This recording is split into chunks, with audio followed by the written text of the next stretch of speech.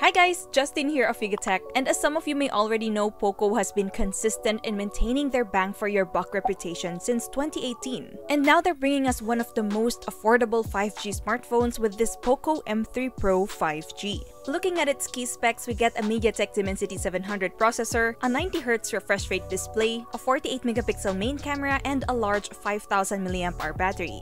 It's looking very good for a starting price of 8,990 pesos. So in this video, we'll share our overall thoughts on this POCO M3 Pro 5G and if it's worth getting.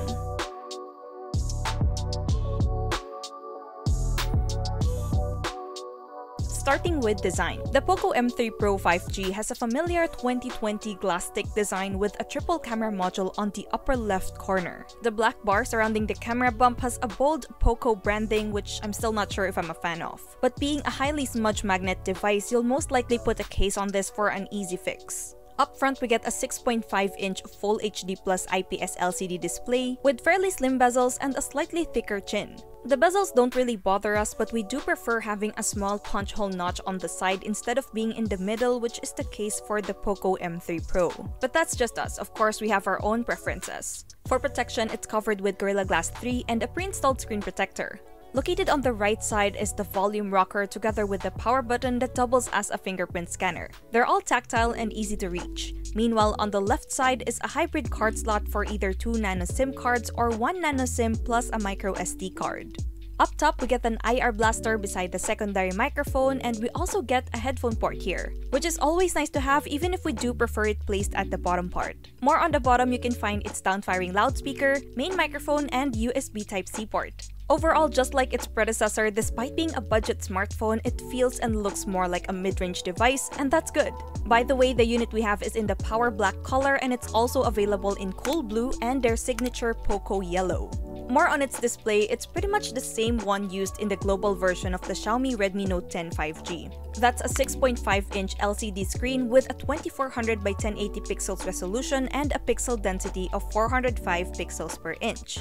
Compared to its predecessor, it now has a dynamic switch 90Hz refresh rate option that automatically adjusts between 90Hz, 60Hz, 50Hz, and 30Hz, whichever is recommended. And because of this, we get a smooth scrolling experience. I would say the display quality is pretty decent and is around what you'd expect an IPS panel to be like. It has a good amount of sharpness thanks to its 1080p resolution, colors are nice and vibrant, and viewing angles are great. Its 6.5-inch size is also a good middle ground of big enough to enjoy watching content and just right that it's easy to hold.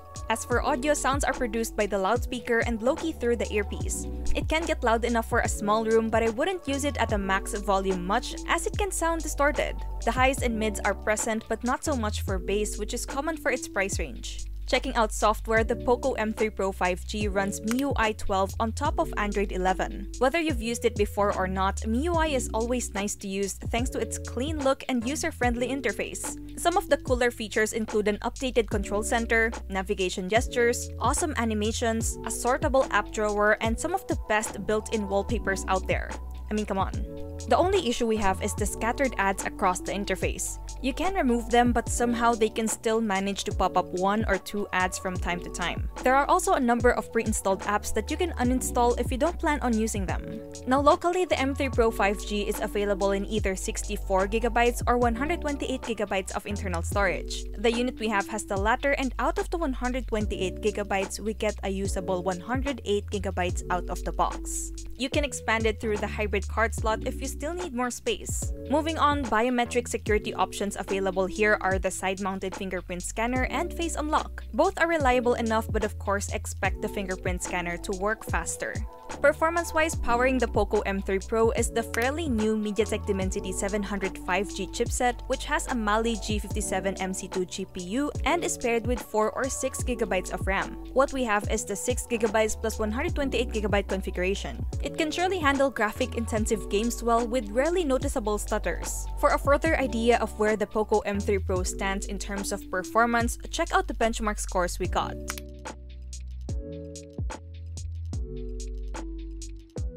Okay, for connectivity features, the POCO M3 Pro 5G comes with dual SIM 4G LTE, 5G, dual band Wi-Fi, Bluetooth 5.1, FM radio, various SATCOM options, an IR blaster, and USB Type-C.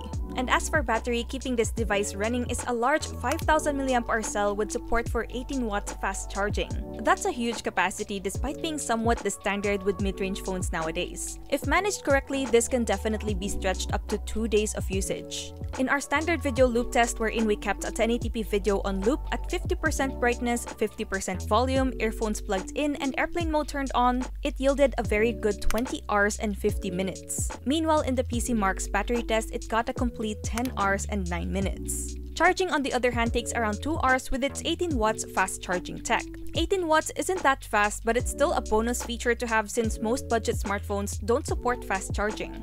When it comes to cameras, the POCO M3 Pro packs a total of 4 lenses that's similar to its non-Pro version and to the Xiaomi Redmi Note 10 5G. That's a triple setup at the back consisting of a 48-megapixel main sensor, a 2-megapixel depth sensor, and a 2-megapixel macro lens. Meanwhile, for selfies, we get a single 8-megapixel shooter. General rear camera quality looks sharp and clear when focused correctly. It can get overexposed or look washed out, so make sure to tap on your subject or take multiple shots. You can zoom in up to 3 times, 5 times, and 10 times, but unlike most phones today, we don't get the quick zoom toggle buttons. Clearly, this category isn't what this phone is specifically designed for, but it delivers. If you want to take high-res photos, then head over to the More category and use the 48-megapixel lens, or simply use the Pro mode. This will give you almost the same picture quality, but with more details and sharpness, of course. Portrait mode with the rear camera is surprisingly good, plus you can adjust the bokeh effects in post. As for night photography, here's what it looks like without any night mode enhancements. Now here's what it looks like when we use the night mode on. We don't really get a huge improvement here, but it did get a little brighter with less muddy parts.